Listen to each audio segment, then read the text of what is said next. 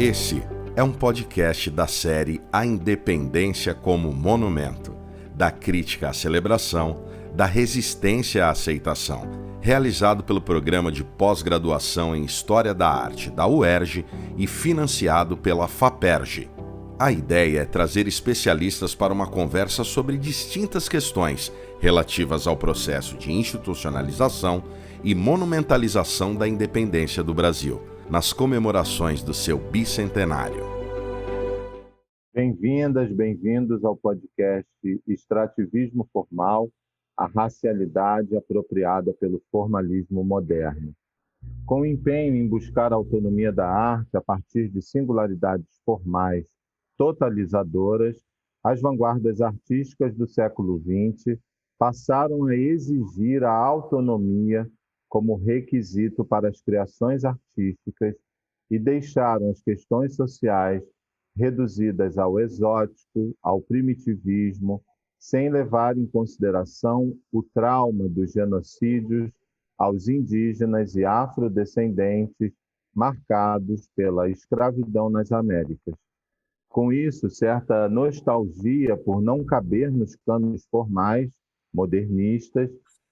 Essa caracterização do momento gerou grande parte da crítica de arte e dos compêndios sobre a arte brasileira, elegendo, por exemplo, o artista Paul Cézanne como modelo formal para o modernismo e relegando a arte produzida por povos originários e afro-brasileiros aos primeiros e canhestros capítulos da história.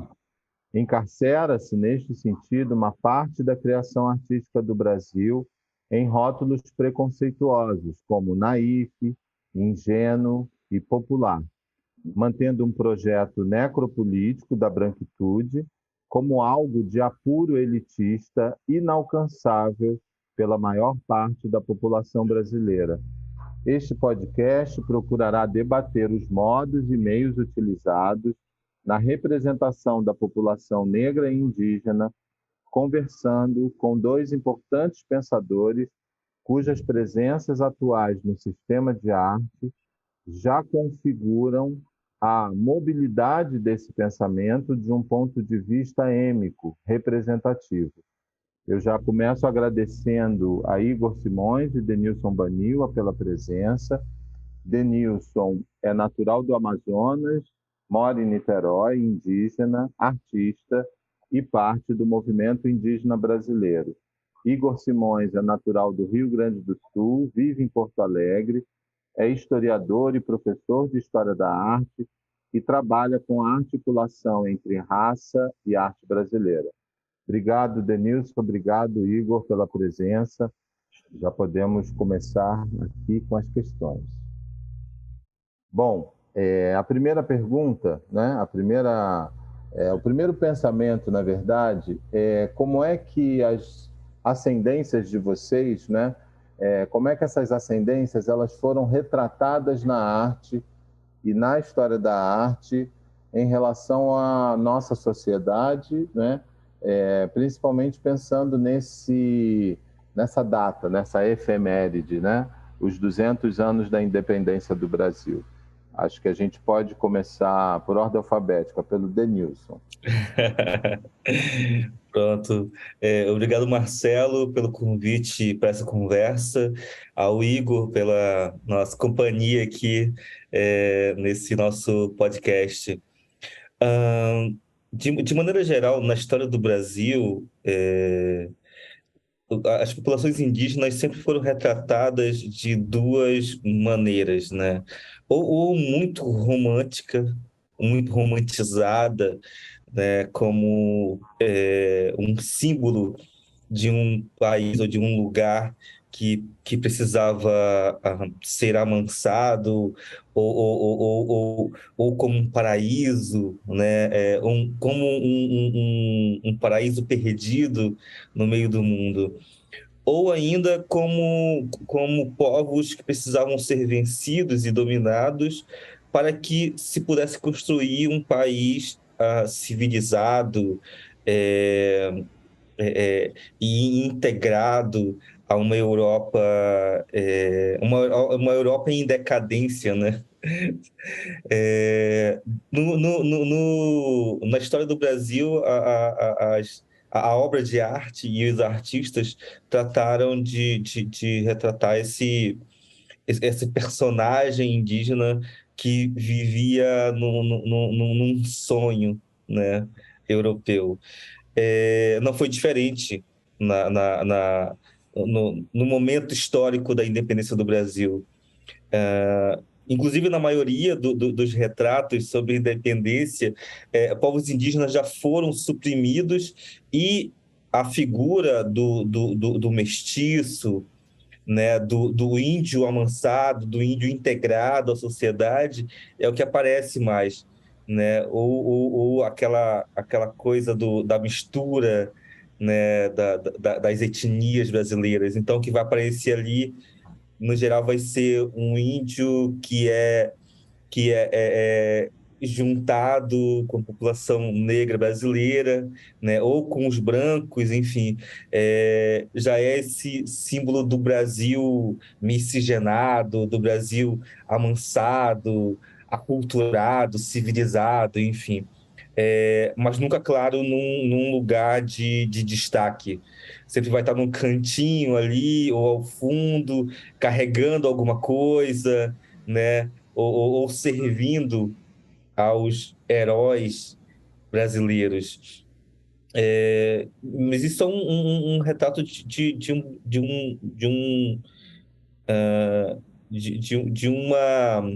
uma situação em que a arte e os artistas ajudaram a construir. Obrigado, Denilson. Igor. Então, eu fico aqui pensando que começar essa conversa com esse tema, primeiramente, é falar de um século que, na minha leitura, nunca acabou, né? Que é o século XIX. De alguma maneira, nós ainda estamos hoje lidando com as peças desse jogo que foram construídas no XIX, numa invenção de um país que, na verdade, é uma grande abstração, que, na verdade, nunca existiu, né? Um país que deixa de lado, na construção da sua identidade, a maioria dos seus indivíduos e se escreve a partir de uma minoria que se dá o direito não só de possuir outras pessoas, como de escrever uma história que só fala das suas referências. Uma referência, inclusive, completamente atravessada, porque é um pequeno grupo de brasileiros que se acredita europeu e que não são, assim, lidos nem pela própria Europa. Então, eu acho que, de alguma maneira, a gente entra nessa confusão, né, que o 19 inventa do que seja o Brasil. E, na minha opinião, com a qual nós estamos lutando e brigando até hoje, né? Então, e quando a gente fala na representação de pessoas racializadas como negras, indígenas, a gente também poucas vezes toca nas representações da branquitude, que se estabeleceu como regra. Eu acho que esse pode ser um ponto de partida para pensar como as nossas narrativas foram escritas. Então, quando a gente fala dessa branquitude que tenta se estabelecer como norma, que tenta se estabelecer como naturalmente superior, a gente também está falando de uma hierarquia de branquitude, que a branquitude brasileira acredita profundamente que faz parte, quando, na verdade, ela é, desde o Brasil colônia, completamente hierarquizada e tida como inferior. Então, a gente começa, na verdade, primeiro, com uma própria invenção de branquitude, e essa invenção, essa crença branca, vai inventar esses outros, uma enorme multidão de outros. E aí, quando a gente olha para a questão da presença de negros e indígenas, essa branquitude cria uma ficção de subserviência associada a exotismo, a uma ideia de um país que seria construído a partir de um encontro harmonioso de 3 raças fundadoras, sendo que esse encontro harmonioso só é possível a partir de violência e cabresto, de violência e cabresto. Então, eu acho que a gente, quando fala dessa invenção, a gente está necessariamente entrando nessa trama do 19. E aí a gente precisa perguntar também, quando a gente fala de independência, de que independência nós estamos falando? O que a gente está nomeando como independência?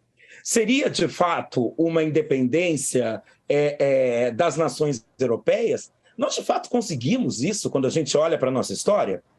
De fato, nós conseguimos, a partir do século XIX, atravessando o século XX, nos livrarmos dessa enorme sombra do que seria civilização, do que seria erudição, do que seria arte, do que seria cultura.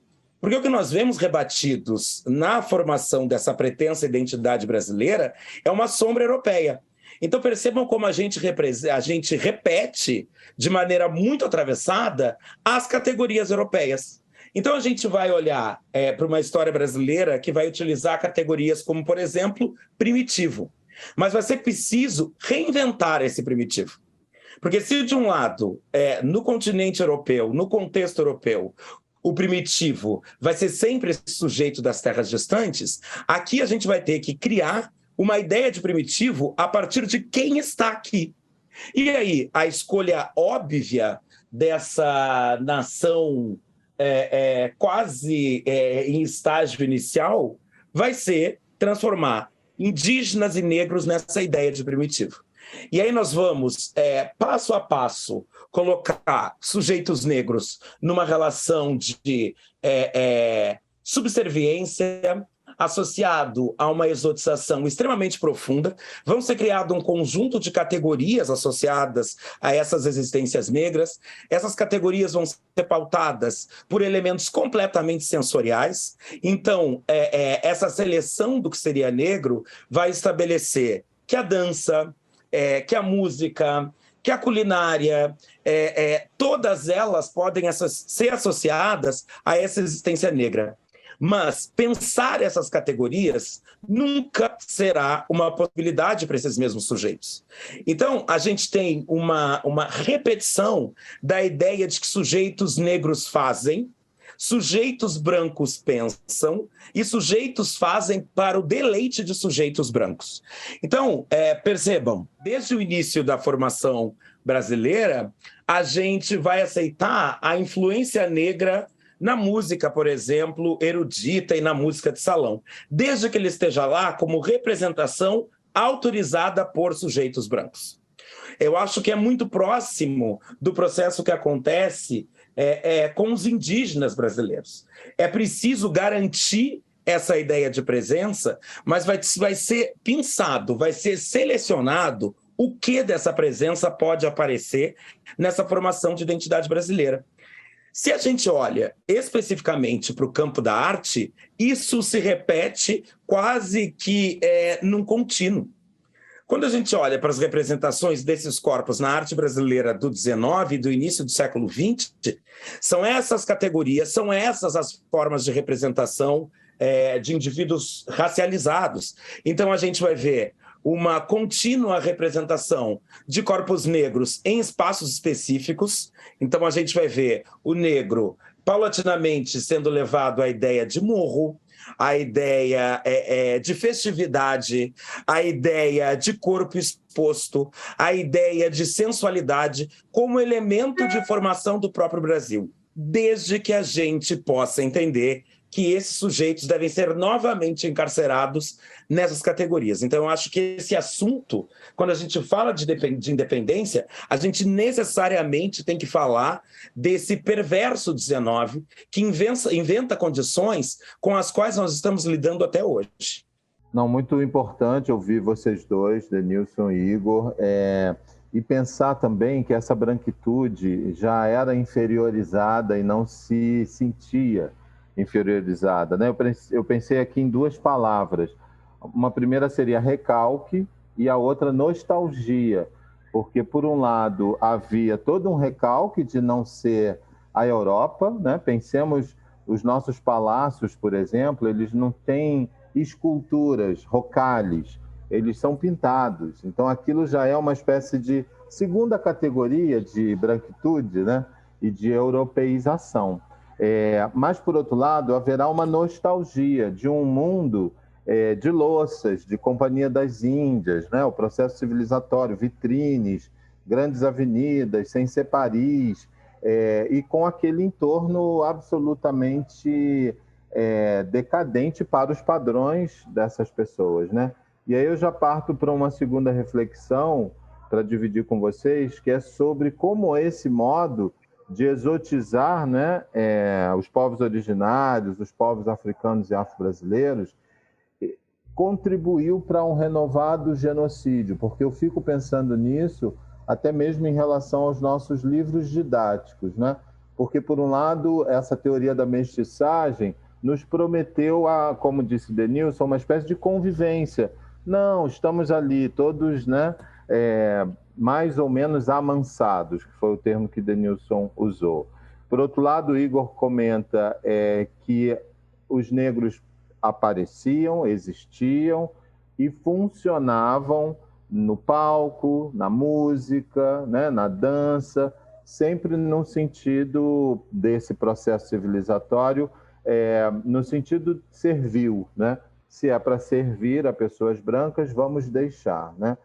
E, por outro lado, chegamos ainda hoje com a população negra em maior quantidade de pessoas encarceradas, com os povos originários ameaçados, assassinados, sem demarcações de terra.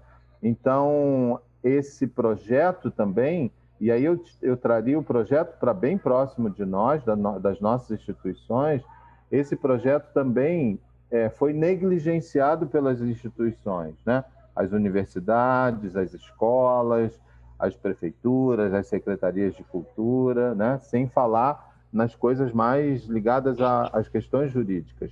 E então eu queria ouvir de vocês o preço do exótico, né? Quer dizer, o quanto a exotização dessas imagens contribuiu para esse renovado genocídio.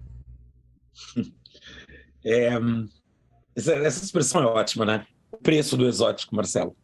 Essa expressão é ótima, assim, porque estamos pagando, continuamente pagando um preço alto, né? E pagando com o desaparecimento dos nossos corpos, né? Mas pensando que talvez esse desaparecimento dos nossos corpos tenha sido mais presente nos últimos tempos, né? A visibilidade desse genocídio, ela é muito mais presente, né? Pelo menos nos últimos tempos. Agora, tem um outro elemento que eu acho que contribui com esse genocídio, que é o epistemicídio. E eu acho que a gente precisa trazer essas duas coisas paralelamente.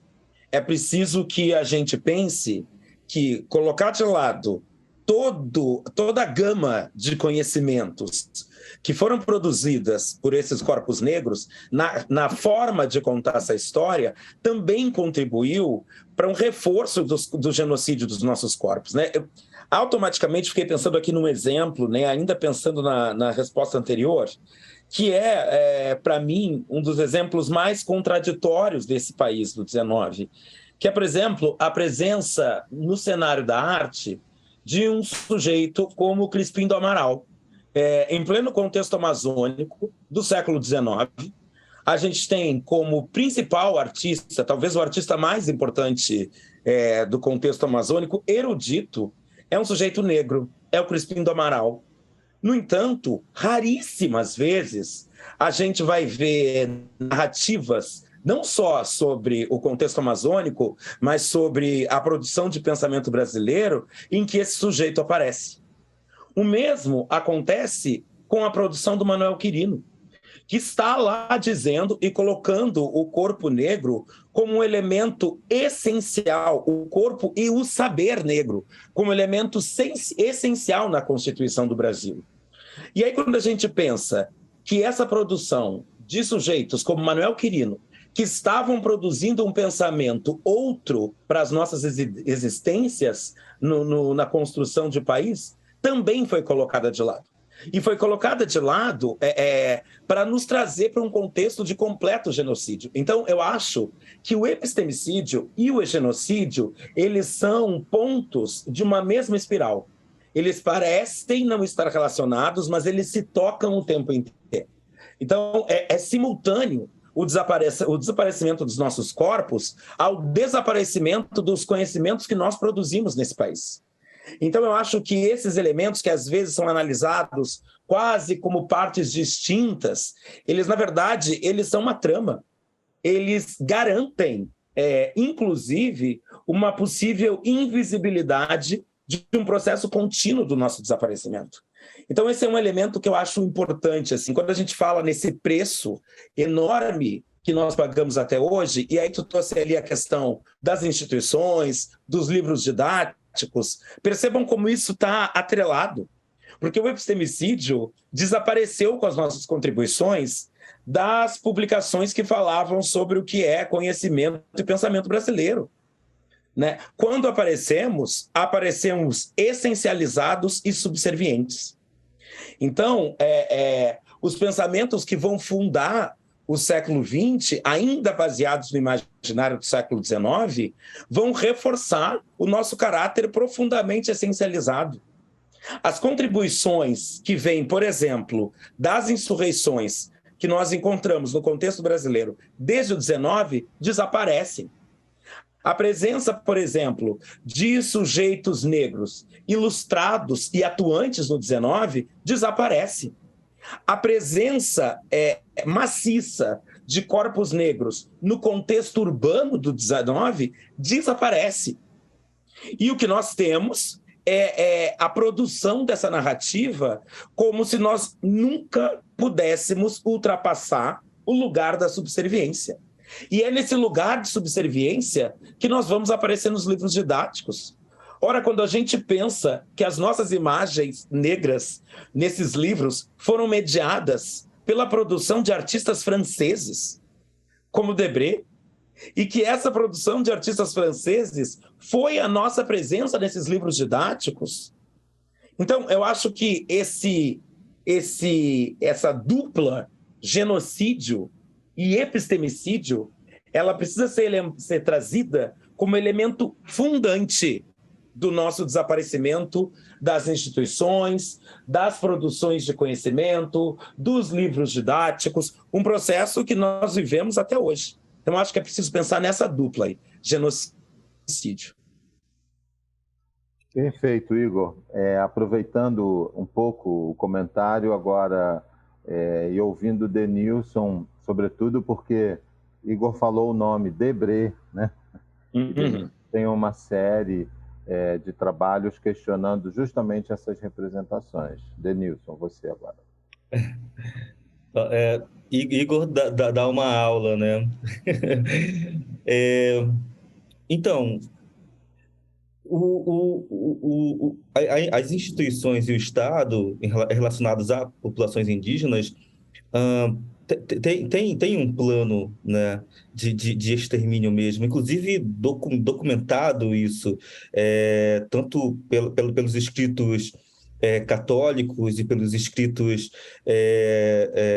da coroa e depois dos governantes. Há um sentido no extermínio, na extinção da figura do índio brasileiro, né? Desde quando há a sua conversão ao cristianismo e depois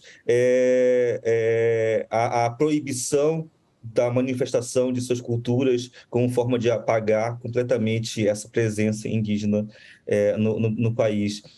E depois ainda nos anos 60 e 70, entendendo, por exemplo, a Amazônia como um espaço a ser explorado e a ser integrado ao Brasil, eliminando qualquer presença que não seja branca ou que se entende como branco brasileiro. Inclusive, vários meios de comunicação brasileiros nesses anos 60 e 70 colocam a Amazônia como a nova descoberta do Brasil, ou novo descobrimento do Brasil. Tem muitas matérias nas revistas Manchete, o Cruzeiro, falando sobre isso.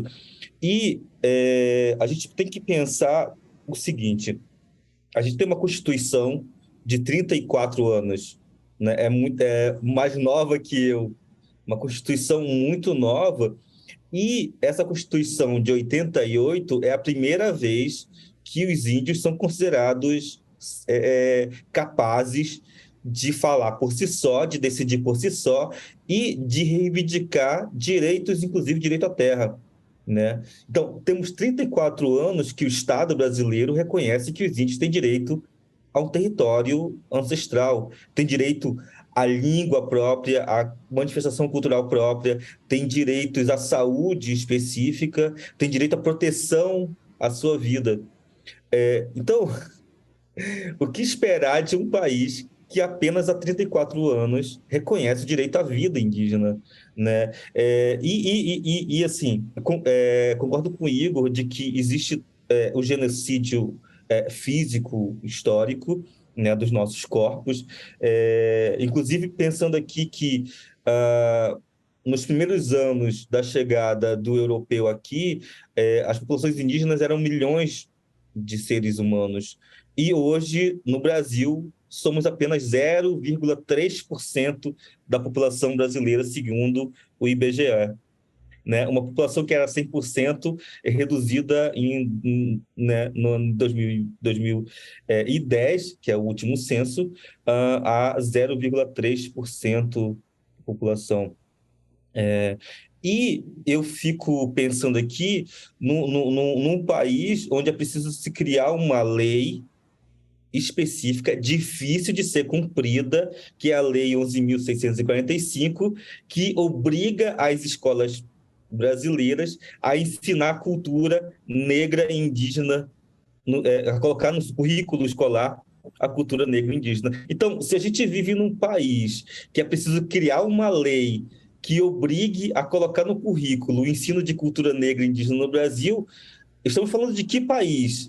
Porque o direito a isso não deveria ser obrigado por lei, né? Deveria ser um conjunto já estabelecido, que a gente entenda que essas culturas são importantes para o Brasil, né? Que as vozes dessas pessoas e dos conhecimentos e de todo o modo de ver esse território já deveriam ser parte do currículo escolar. Se a gente precisa criar lei que obrigue o ensino dessas coisas, é porque a gente está falhando muito, né?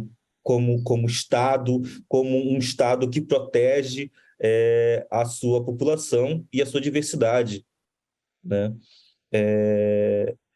Enfim, e ainda de como que essa exotização, belas imagens, ou pela imagética da arte, ajuda ainda hoje no genocídio de culturas indígenas e negras. Você tocou no Debré, e eu vou lembrar um outro parecido, que é o Theodore Debry, né? Que na luta contra o avanço do catolicismo nas Américas, né? Utiliza como um símbolo da selvageria e do paganismo e do satanismo as populações indígenas, especialmente as populações tupinambás, né? Colocando-os como a antropofagia, canibalismo, como centro da imagem do que seria o índio brasileiro. E as gravuras do Theodore Debry, ele ainda estampa os livros escolares, né? Então, muitas crianças crescem acreditando que os povos indígenas são essa representação ainda desse século, né? E não muito, se a gente for aqui no Sudeste perguntar para as pessoas qual a imagem que se tem de populações indígenas, vai se lembrar essas imagens, né? De povos selvagens, brutos, violentos, e isso constantemente também é reforçado na mídia televisiva e impressa, né? Enfim, tudo isso, juntando a imagética da mídia com a da obra de arte, cria um sentimento em certos brasileiros de que os índios precisam ainda ser amansado, dominado, e se não puder ser assim, precisam ser exterminadas, né? Precisam ser extraídos do convívio social, porque não cabe dentro desse país criado nessa ficção branca um índio que seja que não acompanhe um pensamento de mansidão, né? Enfim. Obrigado, Denilson, obrigado, Igor. É importante ouvir vocês dois. E agora, pensando especificamente na história da arte, que vai ser a questão que eu vou dividir com vocês, pensando no exemplo do Theodore Debris, que Denilson acabou de citar, com as imagens do canibalismo, né, que até hoje estampam os livros didáticos, enfim. E pensando, por exemplo, na questão que Igor traz, em relação aos documentos da escravidão também, né? Grilhões, pelourinhos, açoites. Por que não, né? A gente não pôde fazer um movimento de extermínio das imagens, né? Para que as populações não sejam exterminadas, né? Para que a visão sobre essas populações, essa visão não seja deturpada. E aí pensei o quanto a história da arte nega alguns direitos aos povos originários, aos povos afro-brasileiros. O direito ao retrato, né? Nos dois casos. A ideia do ócio, e Denilson trata muito bem disso nos seus trabalhos de arte, o ócio, o descanso, o frugal, né? O direito ao entretenimento, indígenas vendo televisão, né? Mexendo no computador, também é uma série de pinturas que Denilson faz. Algo que eu converso muito com Igor, que é o direito à abstração também, né? O pensamento abstrato, né? Então, eu queria dividir com vocês um pouco, né? Essa questão, quer dizer, a história da arte, ao não conferir, né? Por exemplo, acesso aos nossos estudantes a esse modo de produção, a tão diversos modos de produção. Uma outra questão seria a própria divisão das categorias da arte, quer dizer, se a ideia de arte para um terreiro, para um aldeamento, ela é muito ampla, está na decoração que se faz, está na roupa, está no tecido, está na pintura corporal, o quanto também a história da arte, ao categorizar os elementos, né, dizer que só pintura é arte, só desenho é arte, por exemplo, o quanto essa história da arte contribui com certa cumplicidade a esse racismo estrutural, né? E aí a provocação que eu faria é se essa história da arte é vítima ou cúmplice desse racismo estrutural.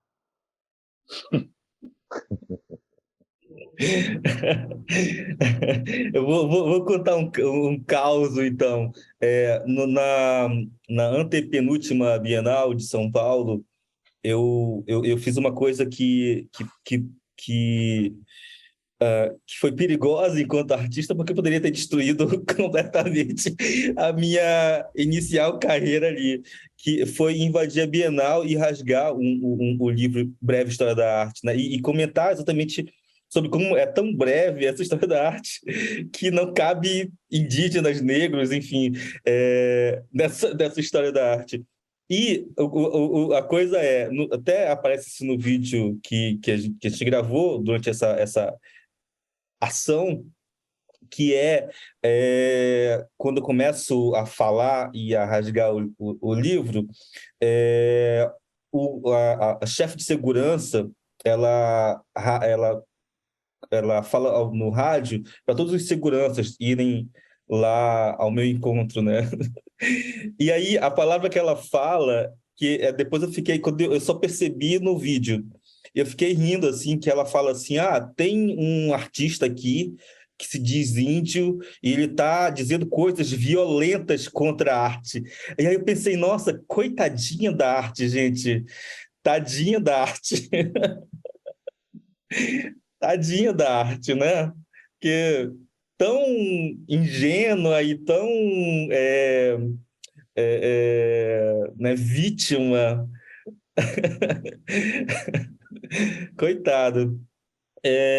Enfim, a gente já comentou aqui, assim, a arte, nesse sentido institucional e como um poder, ela é criada por gente que não se parece com a gente, né? Então, ela não só é cúmplice, como ela é uma ferramenta, né? O que acontece, eu até comento isso em alguns trabalhos, o que acontece é o perigo de quando a gente que não tem o poder dessa produção ou dessa utilização dessas ferramentas, num determinado momento a gente aprende a utilizar essas ferramentas, né? E aí o que é um facão nas nossas mãos tem várias outras utilidades, né? Então, a arte nas mãos da gente serve como, ao mesmo tempo, como direito de resposta e há um levante contra o que é essa instituição criada para nos dominar. Enfim, e é cúmplice também esses atores, né, desse pensamento do que é arte ocidental. Tanto é que, se a gente for pensar, algum tempo atrás, e não muito tempo atrás, nos currículos das universidades de belas artes, não cabia discussão sobre arte negra ou produção de pessoas negras ou de pessoas indígenas, ou sequer, pensando aqui, inclusive, ali o trabalho do pessoal do Guerrilla Girls, não pensava sobre a presença da produção das mulheres, né? E isso só começa a ser discutido nas universidades, nos cursos de belas artes, quando pessoas parecidas com a gente entram nessas universidades, né? Então, claro, assim, não cabe o nosso pensamento, a nossa produção, a nossa ação de resistência pela arte, enquanto a gente não ocupa esses lugares, né? Então, para mim, a obra de arte no mundo, especialmente no Brasil, que está falando aqui do Brasil, ela é uma ferramenta, sim, destruidora dos nossos ânimos e da nossa autoestima, né? E ela só está sendo recuperada porque a gente está ocupando esses lugares, o que é super perigoso, né? É isso. Olha, eu estou aqui ouvindo Denilson e pensando, eu acho que tem muito aí para a gente falar. Bom, primeiro, é preciso que eu quero aqui pensar, quando a gente fala arte dessa maneira geral, eu quero falar aqui especificamente das artes visuais. Por quê? Porque as artes visuais, dessa maneira oficial, disso que a gente nomeou como belas artes, e que aí vai passar a nomear como artes visuais, ele é um tipo de produção artística que sempre, historicamente, esteve associado às elites, né? Historicamente. E, historicamente, ela é um dos principais instrumentos da colonização. Basta a gente pensar na produção do Barroco, por exemplo, né? A produção artística, eu nem estou falando aí ainda da história da arte, a produção artística de matriz europeia, ela é continuamente utilizada como instrumento de dominação, né? Embora os nossos corpos tenham sido exterminados através de armas, eles também o foram através de imagens, né? Essas imagens ajudaram a conservar os principais instrumentos de desaparecimento físico dos nossos corpos. Elas foram o sustentáculo, talvez um dos principais sustentáculos do processo de colonização. Quando a gente pensa, né, e aí eu vou lá atrás, né, quando a gente pensa que nós ainda operamos com uma ideia de arte que foi fundada lá no século XVI, poucas vezes a gente associa que essa ideia de arte profundamente ligada ao humanismo, por exemplo, esteve diretamente relacionada a um processo de desumanização de grande parte do mundo. Ou seja, a possibilidade humanista europeia, ela está diretamente atrelada à necessidade de desumanização. Então, eu acho que quando a gente fala de história da arte, a gente está falando de um empreendimento profundamente ligado a esse processo colonial, né? E aí, assim, tentando entrar num assunto que eu acho que a gente vai desenvolver mais adiante, a gente ainda tem que pensar como, historicamente, toda essa multidão de outros foi utilizada como elemento constante de renovação dessa produção artística. Então, assim, a gente vai olhar para o modernismo europeu, e para o modernismo europeu, a imensidão de outros, né, o continente europeu, por exemplo, é esse lugar de busca de uma inesgotável fonte de criatividade, mas que, novamente, não pensa a si mesmo. Ela é sempre o combustível de renovação de uma produção artística que se encontra em processo de desgaste. E isso se repete continuamente, né? Quando a gente olha para o caso brasileiro, a gente também tem que pensar que essa ideia e a definição do que é arte está ligado a essas elites. E abre parênteses, né? Uma elite muitas vezes iletrada, mas que se acreditou no direito de determinar o que era produção artística. Esse processo, que parece um processo histórico e distante, ele ainda é muito presente. Eu acho que a gente tem que tomar muito cuidado com essa sensação de que as coisas estão mudando. Estão mudando onde? Estão mudando para quem? Eu ainda não vejo essa mudança tão presente nos encontros no Brasil de História da Arte, por exemplo. Eu não vejo essa mudança tão presente nas instituições e nas comissões reguladoras de História da Arte. Nesses lugares, nós ainda estamos como estávamos nos livros, como nota de rodapé. E de que maneira? Nós estamos lá em uma mesa. Nós estamos lá em um tema de debate. Então, não me parece que esse cenário está tão alterado. E aí, pulando da história da arte para o mercado de arte, para os sistemas de arte, a nossa presença pode ser pensada, ainda pode ser pensada, como esse elemento de renovação de uma produção artística e de instituições artísticas profundamente desgastadas.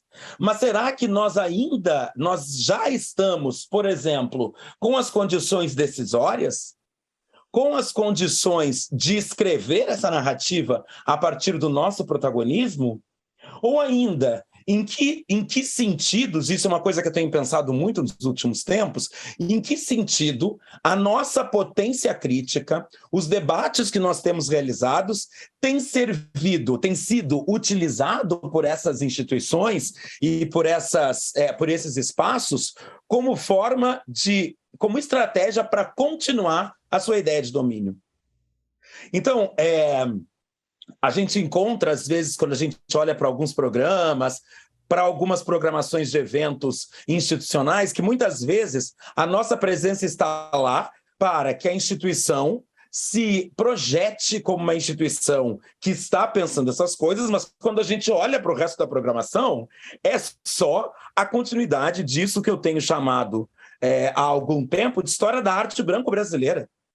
Ora, a história da arte não só é cúmplice, como ela é resultado de um acordo profundamente arraigado entre os sujeitos brancos.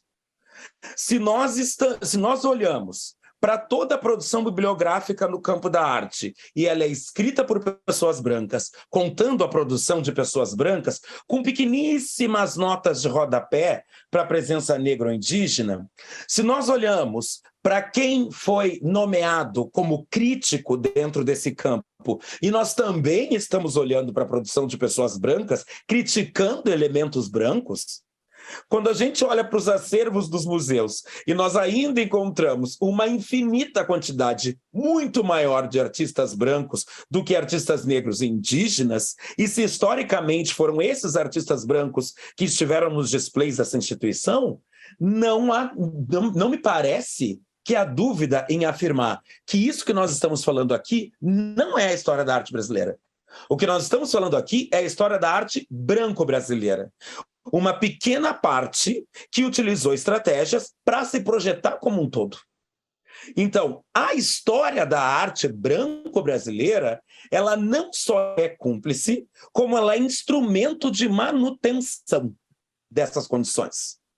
A história da arte branco-brasileira, ela se construiu e se garantiu a partir da exclusão de todos esses sujeitos. E mais, criou categorias profundamente hierarquizadas para falar sobre esse sujeito. Afinal, essas categorias, elas são sempre externas ao objeto artístico. Elas não são internas. Então, quem olha para a produção e diz isto é popular, isto é primitivo e isto é erudito, portanto é disso que nós vamos tratar, são esses mesmos sujeitos e instituições que garantem a manutenção dessa ideia de história da arte branco-brasileira. Então, assim, essa instituição, essa disciplina branco-brasileira que permitiu, por exemplo, que se chamasse a Maria Auxiliadora de espontânea, ingênua, quando ali, na verdade, estava talvez um dos principais discursos sobre o processo de modernização no Brasil. Mas não. Nós, ao invés de olharmos para o corpo, para a produção, para o corpo de produção de pessoas como a Maria Auxiliadora, nós fomos da essencialização à incapacidade da produção desses corpos. Então, não só é cúmplice, como é instrumento de manutenção. Manutenção para garantir a presença desses mesmos sujeitos nos espaços decisórios e no domínio da contação dessa narrativa. E isso é um processo contínuo. Ele não desapareceu, ele aí está. Nós ainda somos a exceção, ou ainda somos os corpos que garantem a manutenção a partir de uma captura da nossa potência crítica. E eu acho que isso é algo que a gente tem que levar em consideração aqui. Puxa, muito obrigado, Denilson e Igor. A gente já está terminando aqui a nossa conversa. Infelizmente, é uma conversa que nos impele, né, a agir, né? Eu sinto isso. Sinto também uma alegria imensa em estar com vocês dois aqui nessa caminhada, porque, como bem disse Igor agora, ainda é uma história da arte branco-brasileira, né? Então, a gente precisa unir as nossas forças, né? Eu quero aqui pensar uma questão que eu li uma vez num texto e já elogiei esse texto para o Baniwa, e é um texto onde ele fala sobre uma cena de uma criança indígena sendo fotografada a vida toda, sem saber por quê, né? E numa das muitas belezas do texto, Denilson diz que, na verdade, roubar nossa alma é não nos pagar direitos autorais. Então, queria ouvir as palavras finais de vocês dois, já para a gente se despedir. Muito obrigado a vocês. Seu Marcelo, Igor, muito agradecido pela conversa, por esse tempo que a gente disponibilizou para trocar essa ideia. Acho que eu estou pensando aqui muito no que o Igor falou, porque é uma coisa que eu me fico pensando, e aí até alguns amigos indígenas ficam, mas você é pessimista e tal. Mas eu percebo um pouco disso. Eu consigo, como um pajé, de repente, sair do corpo e tentar olhar de cima. E eu tenho percebido o quanto a gente está ainda dentro de uma bolha que é maravilhosa, que é grande, inclusive, e que eu fico muito feliz de que finalmente a gente esteja conversando e trocando ideias sobre intelectualidade, sobre produção, sobre presença, mas realmente quando eu olho para mais longe, eu percebo que há uma distância ainda das instituições, de certas pessoas que sequer sabem que a gente existe, né? Mesmo nos congressos, seminários, eu consigo ver que há uma diferença muito grande da nossa presença, ainda muito branca nesses lugares.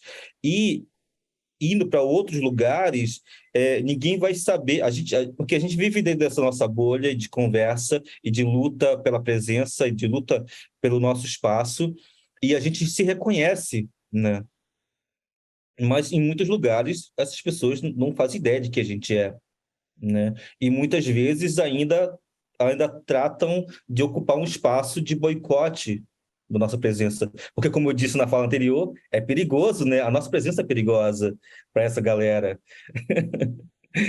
Enfim, espero que a gente, com podcasts como esse, com conversas como esse, consiga ampliar mais essa bolha e, quem sabe, um futuro aí ela seja muito maior em que a nossa presença e a nossa voz não possa mais ser ignorada. Uhum. Eu queria agradecer aqui esse convite, agradecer, Marcelo, é verdade, assim, nesse momento que a gente está buscando um país, né, ou buscando, sei lá, eu não sei nem se é ter de volta um país, porque eu não sei se nós realmente tivemos esse país em algum momento, mas pelo menos continuar atenção para que isso possa vir a acontecer. E aí, num momento como esse, assim, da nossa história recente, poder falar sobre isso, poder ouvir vocês, poder ouvir Denilson, é muito grande, assim, e eu queria começar agradecendo profundamente, assim, essa oportunidade de nós estarmos aqui. E acho que, como consideração final, eu costumo brincar com os meus alunos dizendo que eu não sou pessimista, eu sou realista, a realidade que se apresenta péssima, às vezes. Então, assim, eu acho que é isso, assim, eu acho que a gente precisa estar atento a um processo que muitas vezes parece ter um ar de já ganhamos, nós não ganhamos.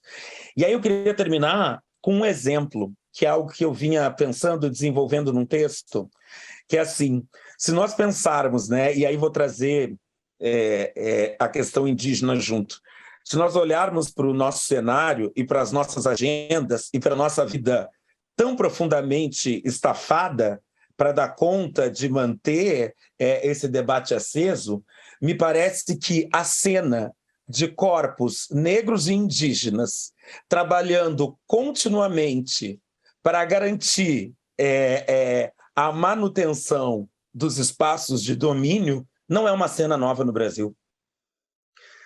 Nossos corpos exaustos, produzindo conhecimento, que é a principal moeda do nosso tempo, para garantir que grandes instituições possam se projetar como multiculturais ou pluriculturais, ou o termo que a gente quiser usar, não é uma questão nova.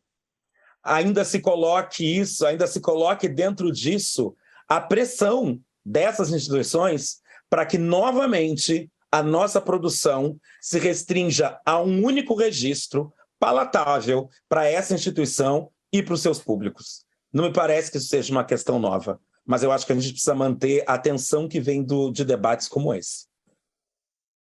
Muito, muito, muito obrigado, Denilson. Muito obrigado, Igor.